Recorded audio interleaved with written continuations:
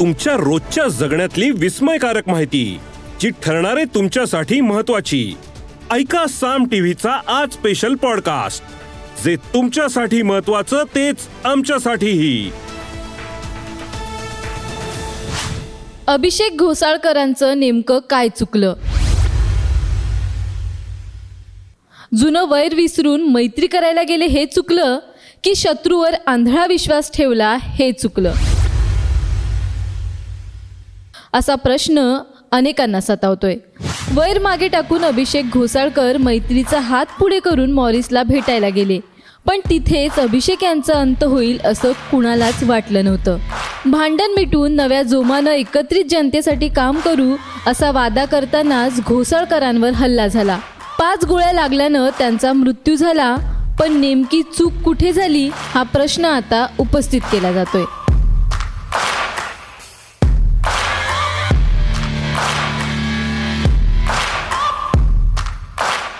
अभिषेक घोसाळकर यांची गोळ्या झाडून हत्या करण्यात आली. मॉरिस भाई नोरोना याने ही हत्या केल्याचा आरोप होतोय. दोघांमध्ये जुना वाद होता. मॉरिस भाई गंभीर आरोपांखाली जेलमध्ये होता. आपल्या अटकेमागे घोसाळकरांचा हात असल्याची शंका मॉरिस भाईच्या मनात होती. अभिषेक घोसाळकरांविषयी मॉरिसच्या मनात प्रचंड राग होता. काही करून त्याला अभिषेक यांचा काटा काढायचा होता असा जबाब मॉरिसच्या पत्नीनं पोलीस चौकशीत नोंदवलाय. अभिषेक घोसाळकर हे दहिसर बोरिवली परिसरातील एका उमदा नेतृत्व म्हणून नावारूपाला आले होते. त्यांच्या पत्नी तेजस्वी या देखील नगरसेविका राहिल्यात. वडील माजी आमदार. दिवसेंदिवस घोसाळकर कुटुंबियांचं वर्चस्व वाढतच चाललेलं, पण काही छुपे शत्रूही वाढत होते. मॉरिस भाई नोरोना हा घोसाळकरांना संपवण्यासाठी नवनवीन प्लॅन करत होता. शेवटी त्यानं मोठी खेळी केली.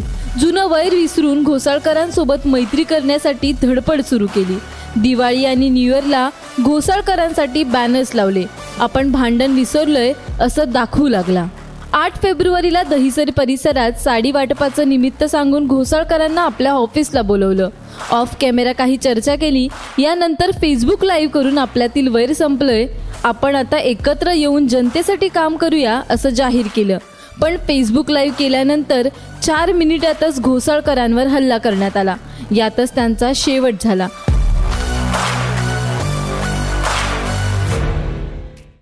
टाइम तो बहुत हो रहा है. बोले नहीं 5 मिनट रुको, मेहुल आ रहा है टेम्पो से साड़ी लेके. तो इतने 5-10 मिनट में मेहुल भी वहाँ पे आया. तो मैंने मेहुल बोला भाई क्या कार्यक्रम है? और वो बोलता है मुझे कुछ पता नहीं भाई आपके कार्यक्रम है. बोला तब मुझे कुछ झटका लगा कि कुछ अलग हो रहा है. फिर मैंने गया वहाँ पे, दरवाज़ा खोल के अभिषेक सर के पास कि सर अभिषेक भाई चलिए, लोग अपने ऑफिस में बैठे हैं. तो अभिषेक सर और मॉरिस छूट गया. बोला 5-10 मिनट को आ रहे. तो मैं बोला ठीक है चलो. इन्होंने बोला तो मैं बाहर आ गया.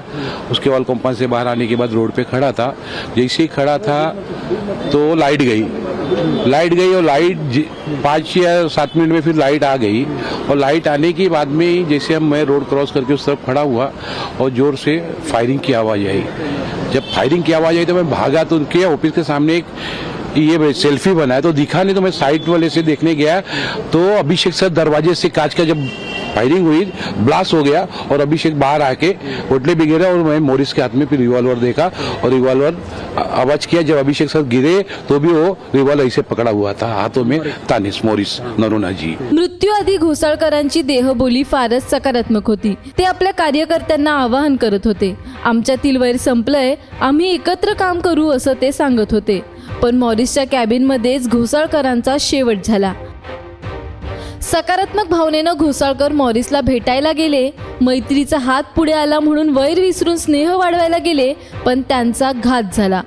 अभिषेक यांच्या मृत्यूनं घोसाळकर कुटुंबियांवर दुःखाचा डोंगर कोसळलाय, तर कार्यकर्तेही हादरून गेलेत. ब्युरो रिपोर्ट, साम टीव्ही न्यूज, मुंबई. या एपिसोड मधून मिळालेली माहिती कशी वाटली हे आम्हाला कमेंट्स मध्ये नक्की कळवा. आणि रोज ऐका बिंचपॉट ॲपवर किंवा तुमच्या आवडत्या पॉडकास्ट प्लॅटफॉर्मवर साम टीव्ही आज स्पेशल पॉडकास्ट. आणि हो, आम्ही यूट्यूबवर पण साम टीव्ही या नावानं आहोत. तिथे आम्हाला नक्की लाईक आणि सबस्क्राईब करा.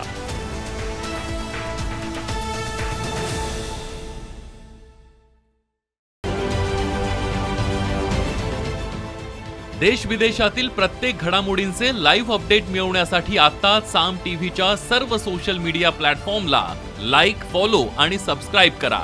तसंच सर्व नोटिफिकेशनसाठी बेल आयकॉन प्रेस करायला विसरू नका.